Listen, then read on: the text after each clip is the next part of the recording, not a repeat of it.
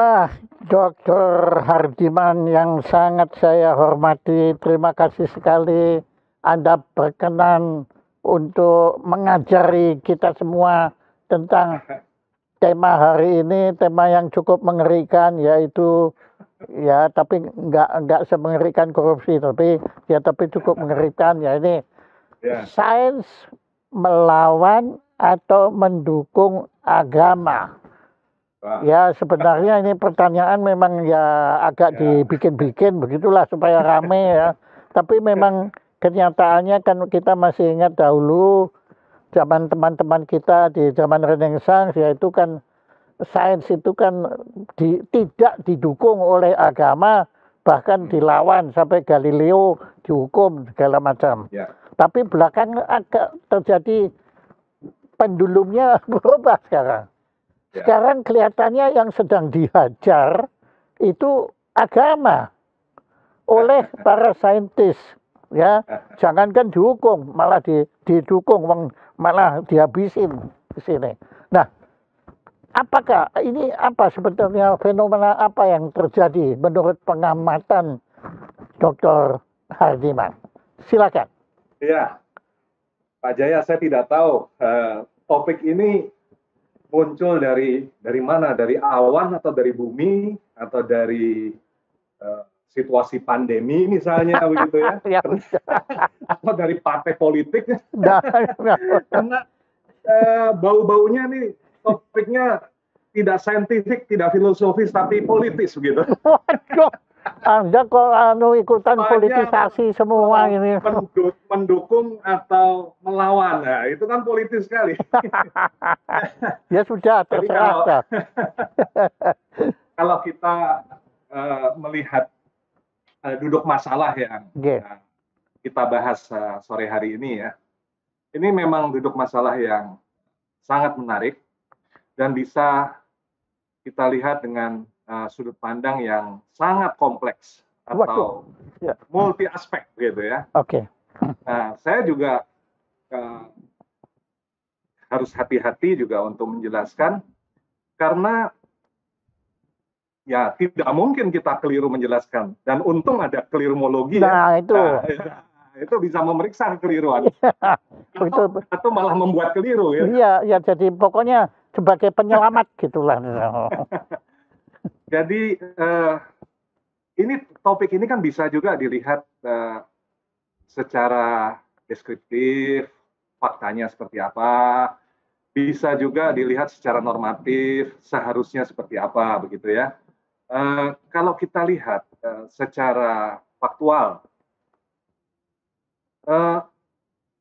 sebetulnya sains dan agama aslinya itu harus dilihat sebagai satu atau nyatanya adalah satu satuan yang disebut pengetahuan manusia. Bentuk-bentuk pengetahuan manusia itu kan berubah dalam sejarah. Misalnya Auguste Comte, kita bisa mulai dari sana misalnya. Auguste Comte itu seorang pemikir abad ke-19 di era ketika sains itu juga berkembang sangat pesat gitu di Prancis ya. Dia mengatakan, dan saya kira menarik apa yang dia katakan, bahwa peradaban ini berkembang melalui tiga tahap pengetahuan, mitos, lalu filsafat, kemudian sains. Nah, kalau kita lihat dalam kerangka semacam itu, memang apa yang Anda katakan tadi Pak Jaya, di era Renaissance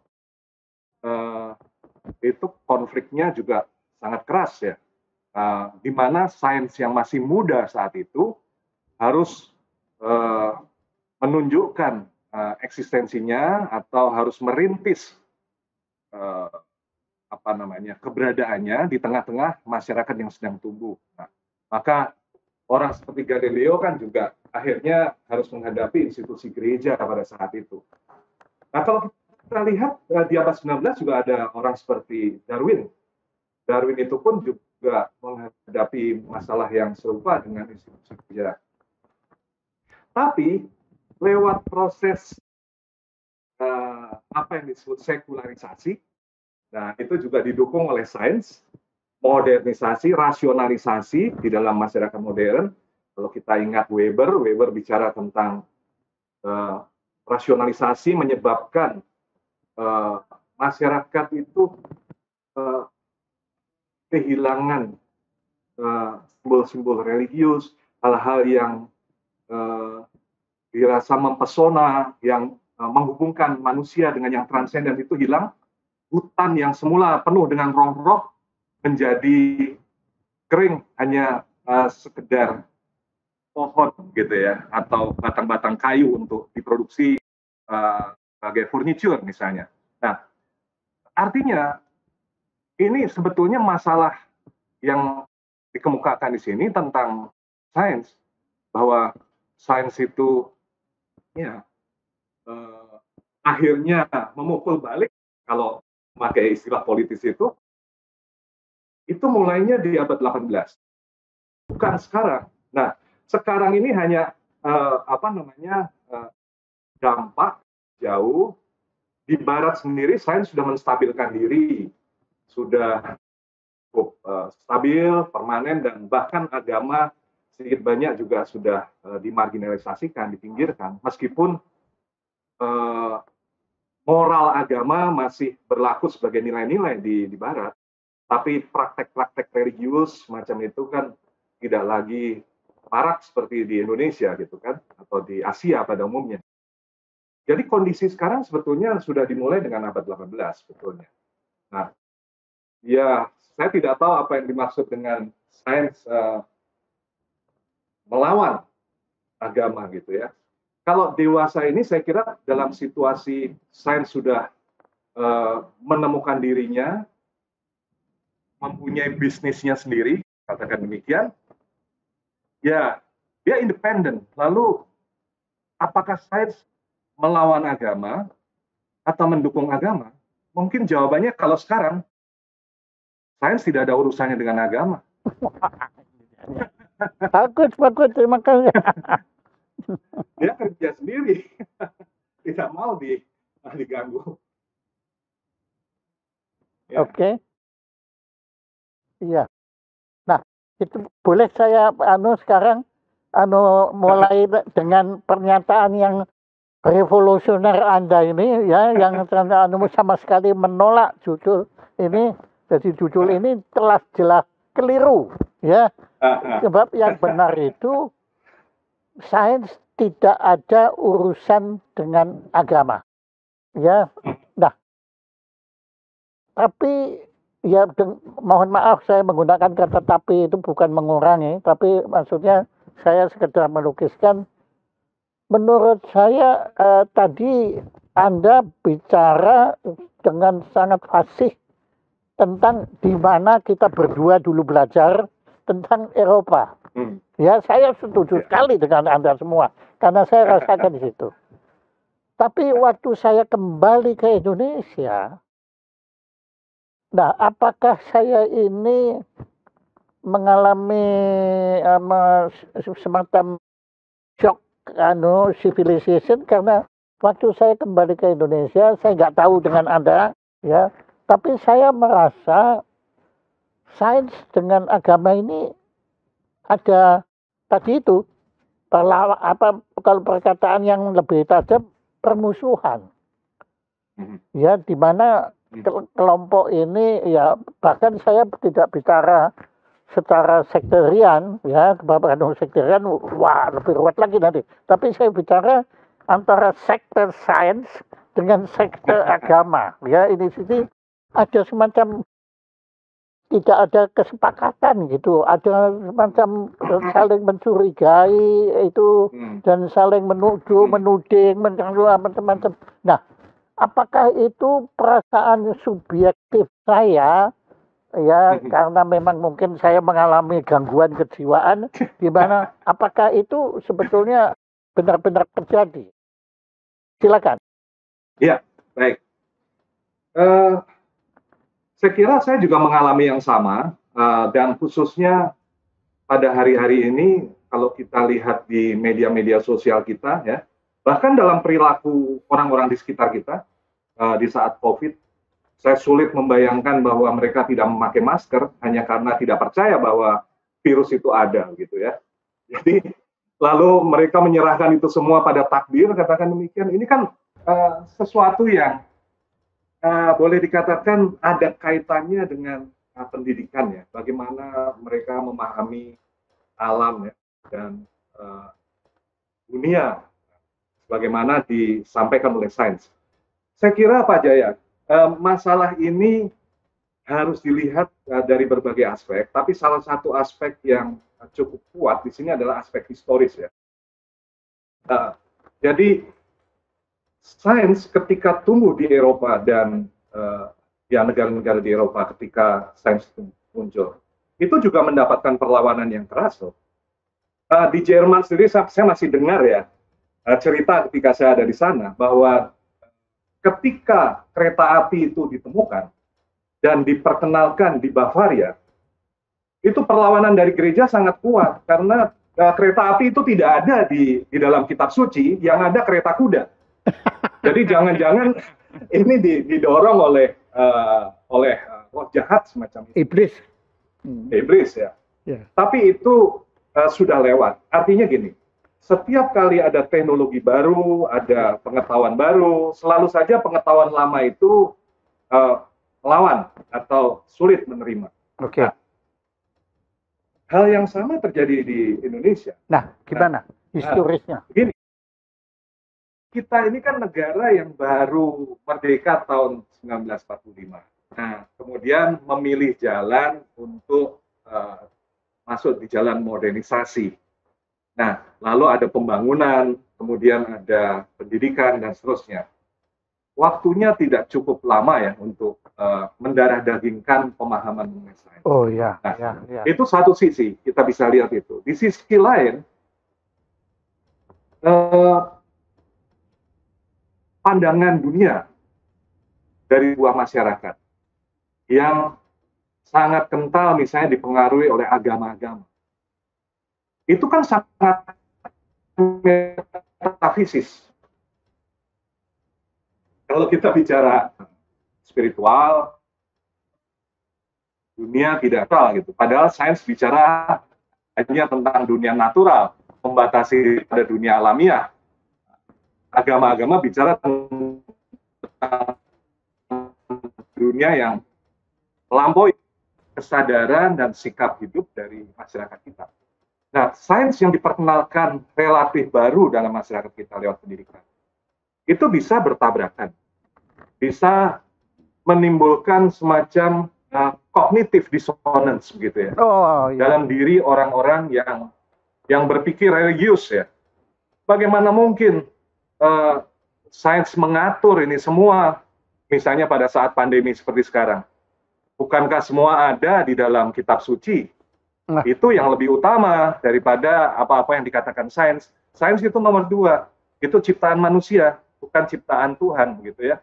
Nah, jadi ini cognitive dissonance. Jadi agak sulit. Nah, ini memang menuntut sebetulnya cukup waktu, sabaran, perjuangan untuk pendidikan ya. Tidak mudah. Nah kalau jadi, saya malah ya. Tadi sanggahan Anda terhadap judul ini menurut saya itu jawabannya.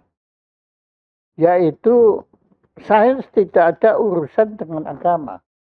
Sebenarnya ini apa yang Anda utarakan ini ibarat kalau baru kita melakukan satu penelitian atau uji coba kimia, itu kita memang tahu kalau ini dicampur sama ini tuh wah nanti bisa meledak ini anunya. Maka sebaiknya ini jangan dicampur. Nah, maka tadi saya justru menangkap sesuatu yang bukan hanya bicara das Sein, tapi Anda bicara das Sollen. Ya. Bahwa sebaiknya sains ini jangan dicampur dengan agama. Ya, sebaiknya manusia pada waktu menggunakan sains, dia benar-benar berpikir secara saintifik. Tapi pada waktu manusia kan sedang menunaikan ibadah agama, nah dia fokus Di situ tidak lagi mempertanyakan teori postulat dan lain-lain, tapi memang percaya kepada apa yang diajarkan oleh agama pilihannya kan? Kan pilihannya itu ini sih. Ya. Nah, Itu usul bagaimana? Pak Jaya. Ya, Itu usul Pak Jaya. kenapa? Usul Anda ada pembedaan semacam itu. Loh, berdasar tadi karena sains tidak ada urusan dengan agama. Nah, itu yang ingin saya jelaskan. Jadi sains kan lain dengan saintis ya, atau ilmuwan. Oh ya, kalau sains itu ilmunya. Ya, Ilmuwan yang saya itu maksud saintis. tidak ada urusannya dengan agama, tentu sains. Sains dalam kematangannya.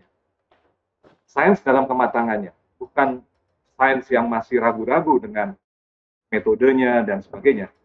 Sains dalam kematangannya memang harus berkembang sebagai sains. Jadi tidak dicampuri oleh hal-hal yang di luar sains. Tetapi saintis itu hal yang lain. Atau ilmuwan. Oke. Kalau ilmuwan ya ada urusannya dengan agama ketika mempraktekkan sains ya. Karena manusia ini di dalam hidupnya tidak cukup hanya mengenali alam, tidak hanya cukup untuk mengenali proses-proses yang terjadi dalam dunia material yang bisa diselidiki secara empiris. Manusia dalam hidupnya juga mencari makna secara eksistensial tentang dari mana dia ada, mengapa dia ada, tujuan hidupnya apa. Nah, hal-hal itu sulit untuk dijawab oleh sains, termasuk juga dari mana asal-usul kesadaran. Sampai hari ini sains juga tidak bisa memberikan penjelasan empiris mengenai hal itu. Neuroscience bahkan, apa itu waktu? Iya. Lalu mengapa si aku itu ada gitu? Aku itu apa? Sebetulnya itu tidak empiris sekali. Jadi dalam hal itu sulit untuk mengatakan bahwa sebagai seorang saintis tidak berurusan juga dengan agama dalam hal itu. Oke. Nah, saya setuju sekali. Jadi sebenarnya dalam hal ini kita memang harus spesifik dan eksplisit membedakan antara sains sebagai pemikiran manusia dengan saintis sebagai pemikir dan pelaku sains. Akhirnya kita kembali lagi. Sains itu ciptaan manusia. Kan seingat saya Tuhan nggak menciptakan teori rumusan Euler itu kan bukan ciptaan Tuhan, itu kan Euler yang bikin rumusannya itu kan, adanya gitu. Nah, Einstein juga kan. Nah, tetapi saintis adalah ciptaan yang maha kuasa. Betul nggak? Iya. Iya, saintis ya. Iya, jadi ya terima kasih sekali Pak Hardiman, sebetulnya Anda sudah menjawab tema hari ini, Anda sudah menjawab. Ya, memang tema ini itu menjadi akan rancu kalau saya mencampurkan sains ini dengan saintis. Maka saya untungnya saya tidak akan sesat bilang saintis. Nah, seorang saintis itu apakah melawan atau mendukung pendeta? Nah, kalau saya ngomong gitu, wah itu hancur. Ulama itu. Nah, ya, jadi terima kasih sekali Pak Dr. Hardiman. Anda tadi sudah jelas sekali, gamblang sekali, ya, dan Anda juga sudah menjelaskan sehebat-hebatnya sains ya, saya nggak bilang saintis ya, belum bisa menjelaskan ya. Jangankan saya aja, kalau saya pikir ya seperti tadi pagi, saya kok merasa di sini seperti gigi bungsu saya tuh kok tumbuh lagi gitu ya.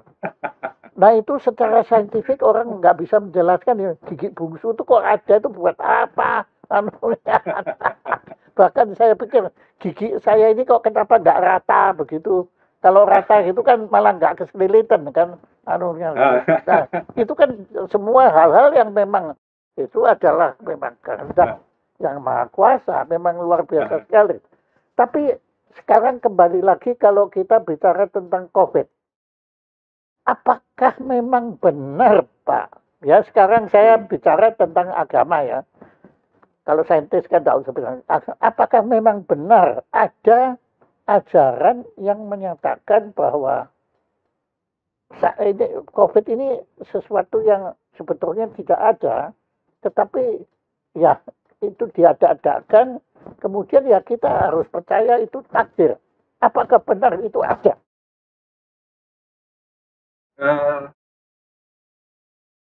Sebagai satu ajaran doktrin gitu ya, Oke.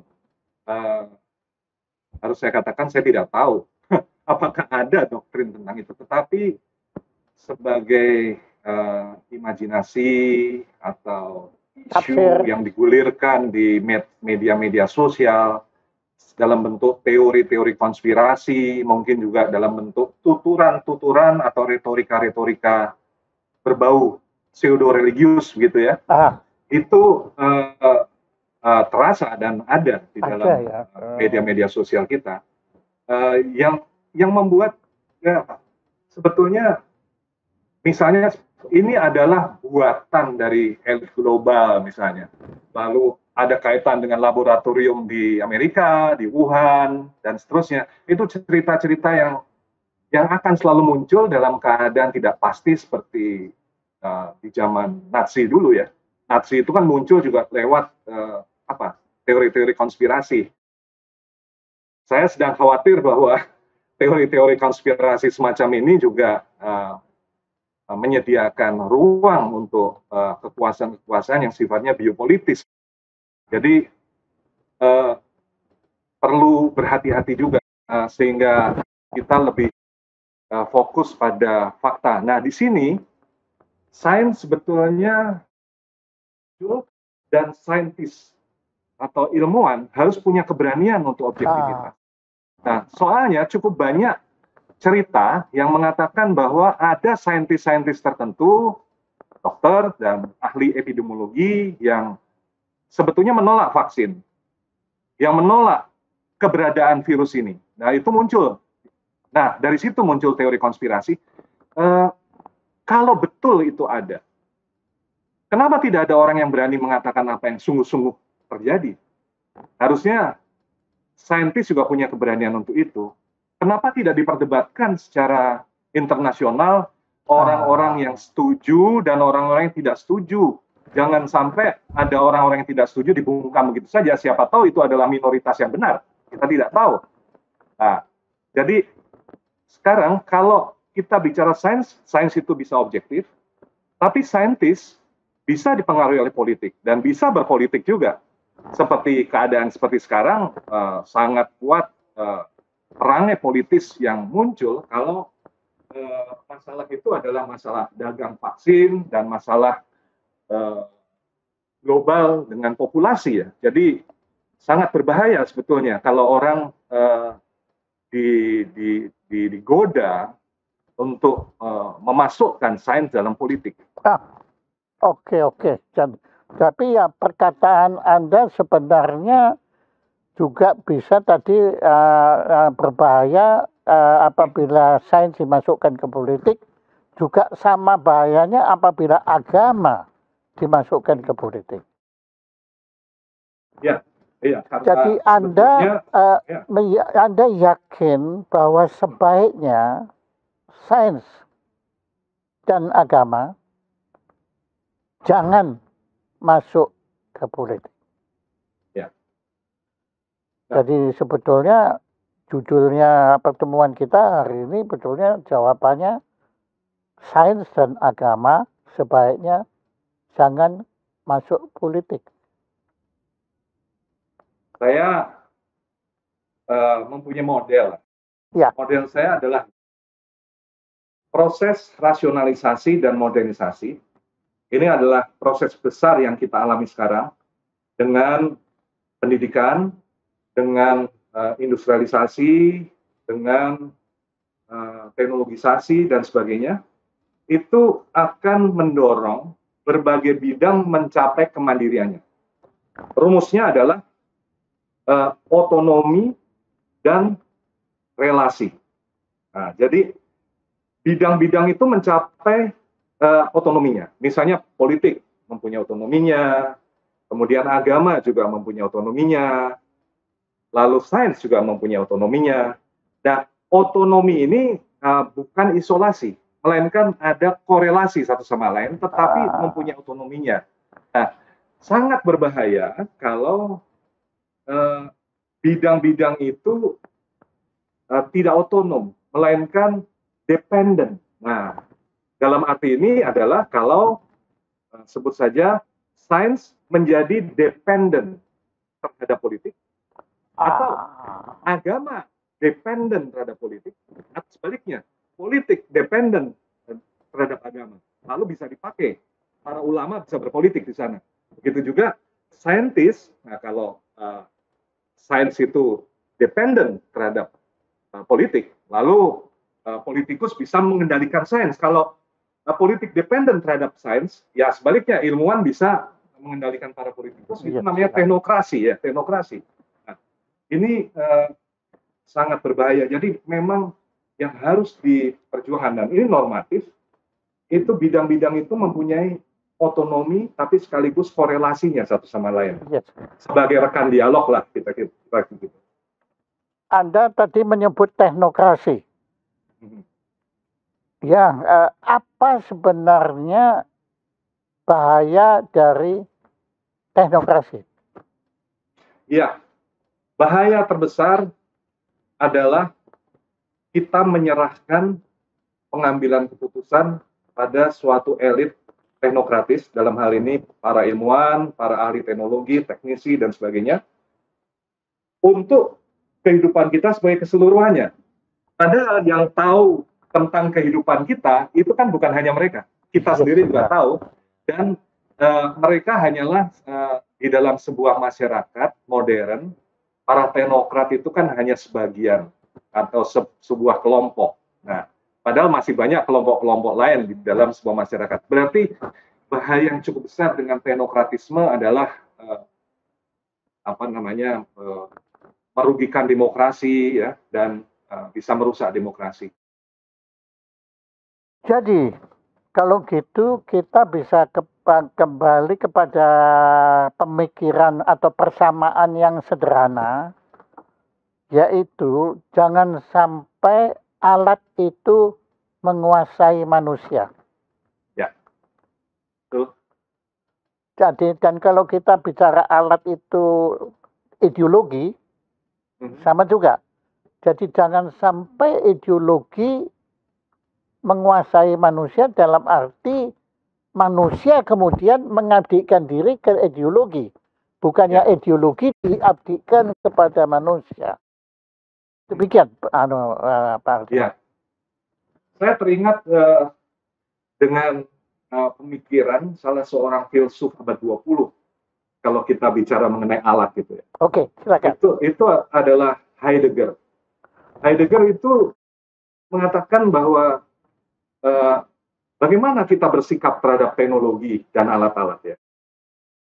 Dia mengatakan memakai kata Jerman itu sikap yang tepat adalah Gelassenheit. Ya, Gelassenheit itu artinya ya Gelassenheit. Wah, ya, wah. Padahal ya. Orang Jerman kan sangat sulit gelasen kan. Dia mengutip Master Eckhart sebetulnya, seorang mistikus dari abad pertengahan, ya. Tapi yang ingin dia jelaskan dan dia interpretasi dengan Gelassenheit itu adalah Jadi bagaimana sikap kita terhadap alat-alat? Biarkan alat-alat tetap merupakan alat-alat bagi kita. Dan jangan sampai kita diperalat oleh alat-alat seperti itu. Ya, atau istilah yang religius, jangan memberhalakan alat. Ya. Kalau misalnya HP, ya. Itu kita perlakukan sebagai alat, ya kita gelasen dalam arti tenang, ya sudahlah, kita nggak butuh sekarang. Tapi kalau dia memerintah kita karena begitu banyak pesan di dalamnya, dan pesan itu perintah, lalu kita dikendalikan oleh alat ini.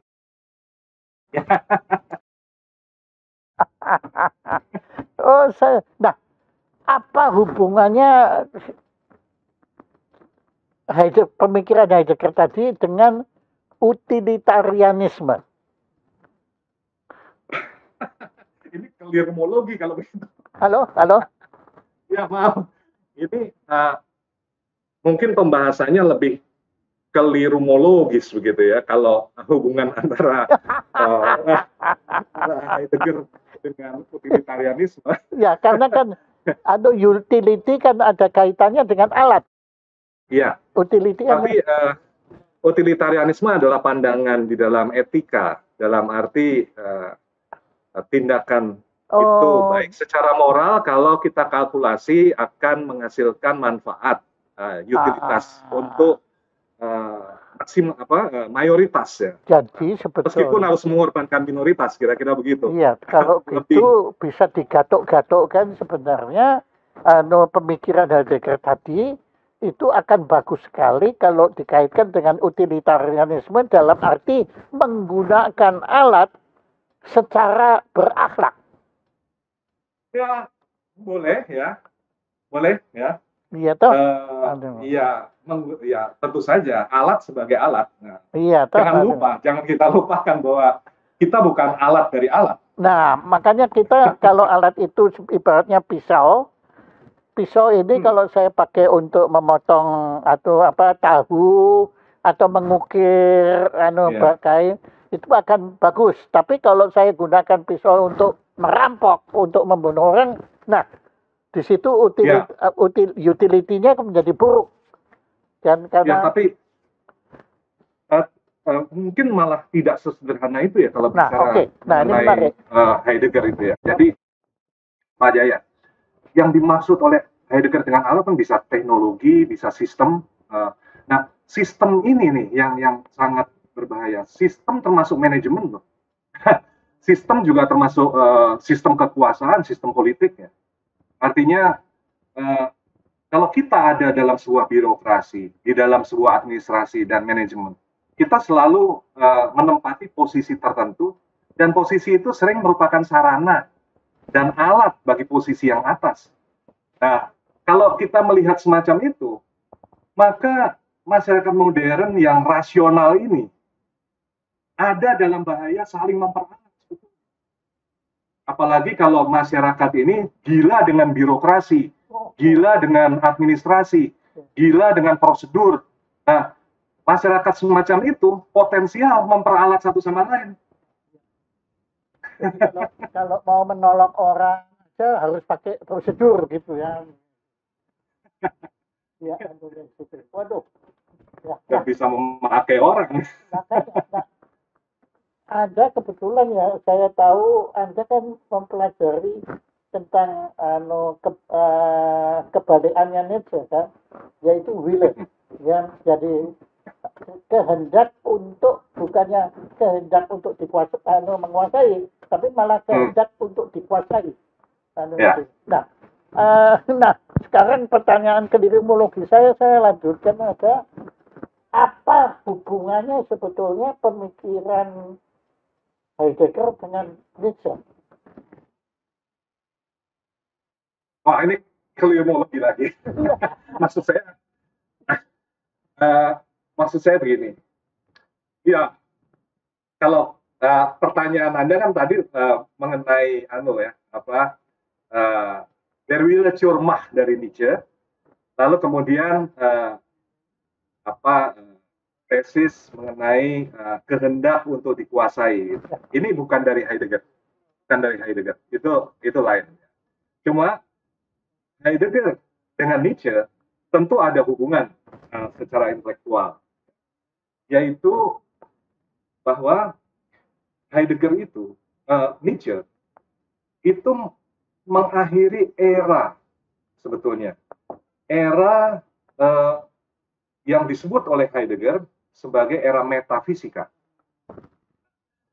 Era metafisika menurut Heidegger di sini itu erat hubungannya juga dengan misalnya Platonisme, kemudian kekristenan, agama sebetulnya. Nah, maka Nietzsche itu kan bicara mengenai Tuhan sudah mati gitu ya. Tapi kata Tuhan di sini harus dengan jeli dibaca, dilihat. Tidak harus Tuhan dalam pengertian yang sangat konkret, misalnya seperti yang dihayati oleh agama-agama, tapi juga bisa dimengerti sebagai suatu mentalitas tertentu dari sebuah peradaban gitu kan. Nah, kita hidup dalam peradaban setelah matinya Tuhan, yang dia sebut sebagai nihilisme. Nah, Heidegger kemudian bertolak dari era baru ini, mencoba untuk membuka kembali metafisika dengan cara yang baru. Nah, maka dia bicara kemudian mengenai kalau saya memakai istilah yang lebih populer itu ya, dia kalau memakai istilah dia adalah penyingkapan, tapi sebetulnya semacam pewahyuan. Pewahyuan dari realitas itu sendiri, di mana konsep tentang Tuhan dalam agama-agama itu hanyalah salah satu segmen zaman yang memahami realitas dengan cara tertentu. Tetapi di zaman kita sekarang, kita akan memahami realitas secara berbeda. Nah, maka dari itu konsep Tuhan itu menurut Heidegger ya berasal dari era yang sebelumnya begitu. Nah, dalam arti itu Nietzsche memang terhubung dengan Heidegger, dan Heidegger juga banyak menulis ya kuliah-kuliah mengenai Nietzsche ya, cukup banyak. Kalau kata dari tadi Anda memang berulang kali memang menyebut masalah Tuhan dan agama. Nah, saya dari dulu masih berusaha memahami dan belum berhasil. Jadi ini bukan keliru, tapi ini goblok ya. Nah, itu mengenai sebetulnya apakah ada keterkaitan pemikiran Søren Kierkegaard dengan apa yang pemikiran-pemikiran spiritual yang filosof-filosof di Jerman. Pemikiran siapa, Pak? Maaf. Kierkegaard, Kierkegaard. Oh, Kierkegaard ya. Søren Kierkegaard ya. Lafal yang benar Kierkegaard. Ya. Silakan. Oke. Dengan pemikir-pemikir Jerman. Ya. Ya, Kierkegaard ini adalah sebetulnya dia bisa disebut sebagai bapak eksistensialisme. Jadi aliran eksistensialisme yang populer di Prancis di abad 20 oleh Jean-Paul Sartre ya. Lalu juga orang seperti Heidegger itu juga termasuk salah seorang tokoh di dalam eksistensialisme, meskipun dia tidak mau disebut atau disempitkan pada eksistensialisme. Dia seorang metafisikus begitu. Lalu orang seperti Cass Jaspers di Jerman ya, Jaspers itu juga ada dalam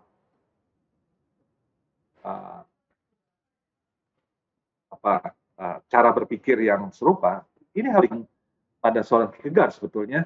Nah, Kierkegaard itu sendiri mempunyai akar-akar yang jauh juga di dalam sejarah. Kita bisa temukan sedikit banyak pada Pascal ya, cara berfilsafatnya, pada Agustinus. Jadi banyak kelindan kalau kita bicara mengenai para pemikir ini, bahkan kelindan dengan teologi ya di masa lalu itu cukup kuat ya. Nah, di Jerman itu harus dikatakan orang seperti Martin Heidegger itu terinspirasi pada konsep eksistensi dari Kierkegaard ya, bahwa manusia itu mencari otentisitas ya, mencari otentisitas. Nah, kita temukan yang sangat populer saat itu adalah pidato rektorat dari Heidegger sendiri di depan akademisi di Universitas Freiburg.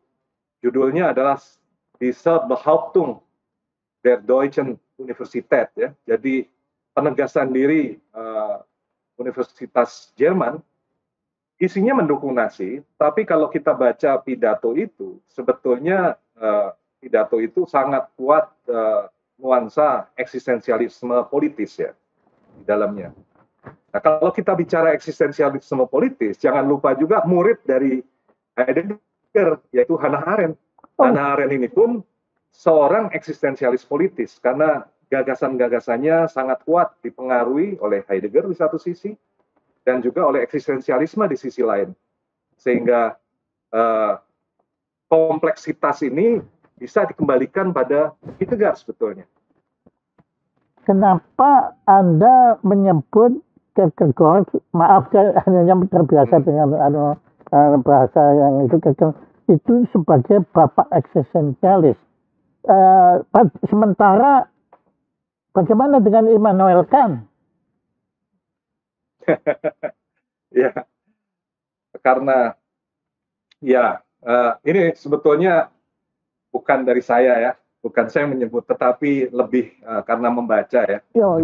Dari sejarah filsafat, lalu orang mengomentari, baru pertama kali ide eksistensialisme modern atau konsep modern tentang eksistensi itu dimunculkan oleh seorang Kierkegaard ini.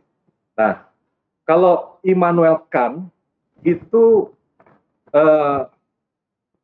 lain lagi, itu harus kita lihat dalam aliran yang berbeda di dalam sejarah pemikiran. Dia adalah ya. Tapi kan akar pemikiran eksistensial itu kan ada di dalam Immanuel itu. Saya tidak cenderung mengatakan itu. Ciri khas dari eksistensialisme adalah bahwa filsafatnya tidak bisa dipisahkan dari riwayat hidup orang itu dan penghayatan orang itu. Jadi katakan kisah pertunangan Kierkegaard dengan Regina Olsen yang kemudian tidak berakhir dengan perkawinan karena ada sebuah keputusan eksistensial dari pihak Kierkegaard ini mewarnai karya-karya Kierkegaard ya. Itu tidak kita temukan pada sosok seperti Immanuel Kant. Bagi Kant, filsafat itu masalah intelektual, akademis ya. Jadi tidak disangkut pautkan dengan eksistensi dia gitu. Iya, kalau itu saya setuju. Memang kalau dibandingkan ke si Immanuel Kant tidak seromantis. Aduh, terima kasih. Immanuel Kant sebetulnya cukup banyak dikagumi oleh pasangan-pasangan yang romantis karena dia orang yang setia. Tapi menjalani hidup seperti dia tidak romantis ya. Membosankan. Begini, ya waktu itu saya pernah tanya, karena saya dari kalau kita bicara ini ya, menurut saya itu dari dulu ingin tahu. Makanya saya waktu itu kan pernah tanya tentang bagaimana pendapat Anda tentang Frankfurt itu. Nah begini, kita selalu bicara Heidegger, Nietzsche dan lain-lainnya itu sudah biasa. Tapi kenapa kok saya merasa ya, sekali lagi ini perasaan saya, Schopenhauer itu kok kelihatannya agak berdiri sendiri. Apakah itu benar atau itu persepsi saya yang keliru? Ya, kalau yang Anda maksudkan berdiri sendiri itu berfilsafat secara unik. Ya, bisa. Kenapa? Tapi jangan lupa bahwa Schopenhauer itu pun sebetulnya bisa kita masukkan di dalam idealisme Jerman, tapi dalam bentuk idealisme kehendak ya. Ya. Oke. Iya. Nah, artinya dia adalah kritikus Hegel. Kritikus Hegel yang memihak pada Kant, artinya basisnya Kantianisme sebetulnya, dan Buddhisme. Iya, itu dia. Nah, jadi tidak 100% unik dia. Tapi setiap filsuf memang unik. Tapi maksud saya ada dalam aliran tertentu juga cara berpikirnya Iya, iya, iya, iya, iya. Ya kalau saya kemudian baca tulisan-tulisan Schopenhauer itu, beliau sangat memang sangat sangat sangat Chinese, ya. Sangat Buddhis Zionis itu, bahkan beliau sangat lebih mengutamakan kata-kata mutiara seperti ajaran-ajaran Alkitab dan begitu-begitu kan yang di situ kan. Gitu. Nah, Iya. sekarang saya mau tanya, kalau di München kan saya tuh justru tertarik sekali, makanya saya bilang itu Münchener Schule sebetulnya ya. Di München itu sebetulnya apa aliran apa yang digemari di München, di Universitas München, Fakultas Psikologi, Ya, Filosofi. saya tidak tahu keadaan sekarang, tetapi Bantu waktu dong. saya ada di sana ya, nah jauh saya lihat itu juga berbeda ya dari universitas mana itu. Jadi saya di Hochschule für Philosophie, sedangkan yang negeri, kalau Hochschule für Philosophie ini dikelola oleh para Yesuit, Nah, itu waktunya sudah cukup lama. Ini sekolah sebetulnya seperti STF Triakara gitu ya. Sekolah swasta ya, bukan sekolah negeri. Nah, kalau uh, Ludwig Maximilian Universität itu ada di wilayah pengelolaan negara. Nah, di uh, Universitas München yang negeri ini memang sangat kuat pengaruh orang-orang seperti pemikir-pemikir etika, ya, seperti Ernest Tugendhat di sana. Lalu teologi-teologi yang dipengaruhi oleh Romano Guardini itu juga berkembang di sana. Lalu iya toh. ya, kalau di Hochschule für Philosophie kita ya mempelajari berbagai aliran seperti di Sekolah Tinggi Filsafat Triarkara, tidak sangat dipengaruhi oleh aliran tertentu. Ya kita menyerap seluas mungkin, sedalam mungkin apa yang ada dalam galaksi filsafat begitu yang berkembang saat itu. Galaksi. Memang tema-tema dan topik-topiknya dipilih. Topik-topiknya seringkali seperti topik kita sekarang, ya kaitan antara sains dengan agama, tentang kehidupan setelah mati itu rasional atau tidak, semacam itu sering muncul ya. Makanya Anda sudah menangkap betulnya udang di balik batu pertanyaan saya yang terakhir ini, yaitu kalau di Jerman ya, adanya itu waktu Anda hidup di sana, pandangan para pemikir Jerman ini terhadap sains dan agama itu bagaimana? Silakan. Saya tidak mengenal semua segi yang pasti ya ada di sana. Sejauh yang saya tahu dari forum-forum diskusi, dari seminar-seminar yang saya ikuti, saya akan cenderung mengatakan mereka ada pada model yang tadi saya katakan, yaitu otonomi dan korelasi. Jadi mereka tidak sangat mau mencaplok, katakan. Jadi kan hubungan antara sains dengan agama ini kan bermacam-macam. Ada hubungan yang konflik, ada hubungan dialogal, ada hubungan independensi satu sama lain, dan ada hubungan misalnya integrasi seperti itu. Nah, kebanyakan dari mereka cenderung pada hubungan dialog. Jadi ada otonomi masing-masing, tetapi mari kita coba untuk mencari kebenarannya di mana. Cukup rileks kondisi semacam itu dibandingkan kalau apakah sains itu mendukung atau melawan agama gitu ya. Mereka akan menjawab ya masing-masing sebetulnya mempunyai kontribusinya untuk kehidupan. Jadi artinya mit Gelassenheit. Gelassenheit ya. Aduh, bagus sekali Pak. Nah, ada pertanyaan-pertanyaan? Nah, Pak, sekarang giliran dari tadi saya terus yang tanya. Nah, ini ada pertanyaan-pertanyaan yang jauh lebih bagus ketimbang. Silakan. Bentar, bentar Pak. Ya, ketimbang. Sudah?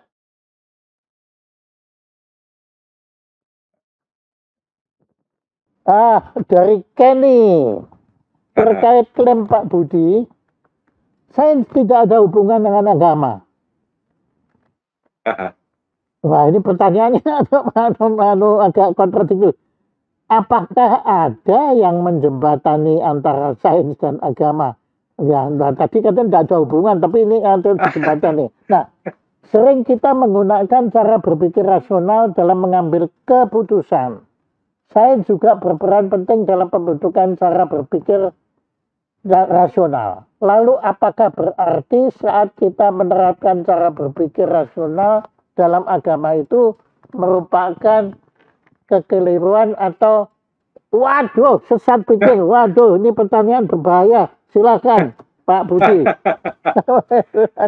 Saya perlu klarifikasi dulu. Ini dari Ibu siapa? Kenny. Dari Kenny.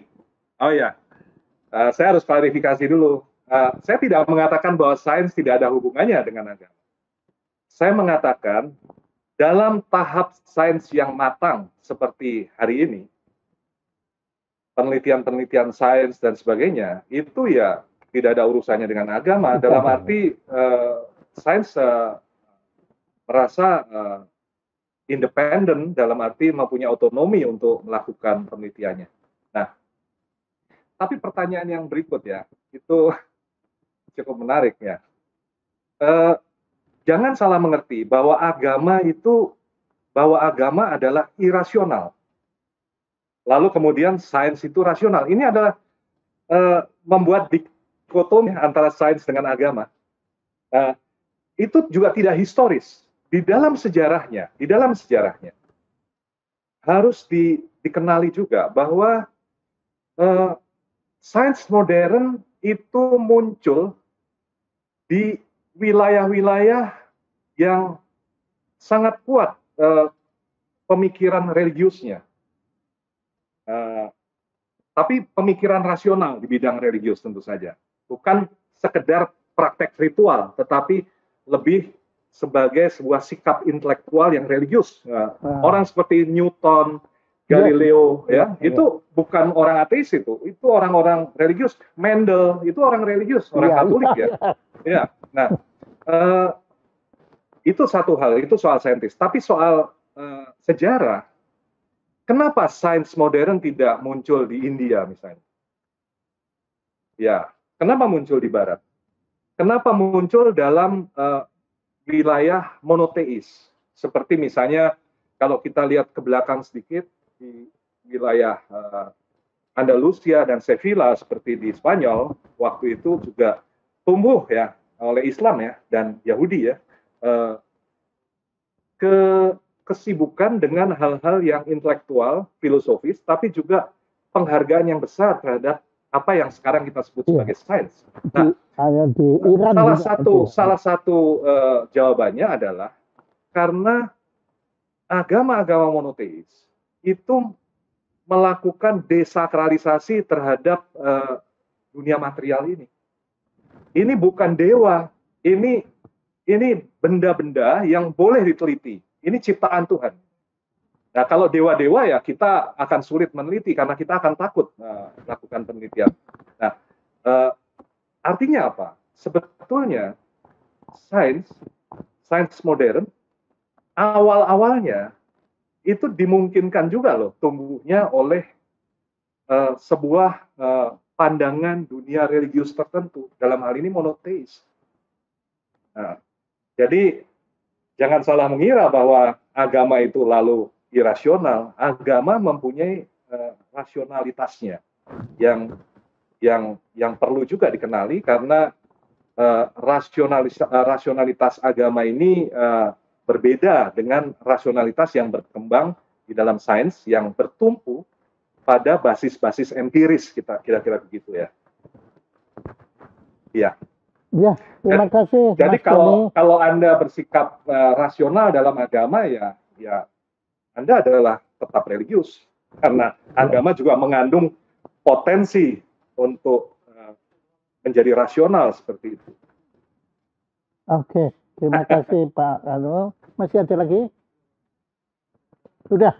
Nah, terima kasih Pak, dan hari ini jelas Anda sudah memberikan jawaban yang sangat-sangat jelas dan gamblang, yaitu bahwa sains dan agama itu bukan untuk dibenturkan, bukan untuk ya itu tadi seperti pertanyaan saya yang provokatif, dilawankan, dan bukan untuk juga ya pokoknya gitulah, dibuat sebagai dua hal dikotomi, tetapi sebenarnya agama dan sains bisa saling mengisi, yaitu masing-masing punya otonomi, gerak kedaulatan masing-masing, tetapi kedaulatan ini memiliki hubungan bersama, bukannya menutup diri tapi saling membuka diri. Ya, sebetulnya yang tersirat itu di dalam falsafah bangsa kita, Bhinneka Tunggal Ika.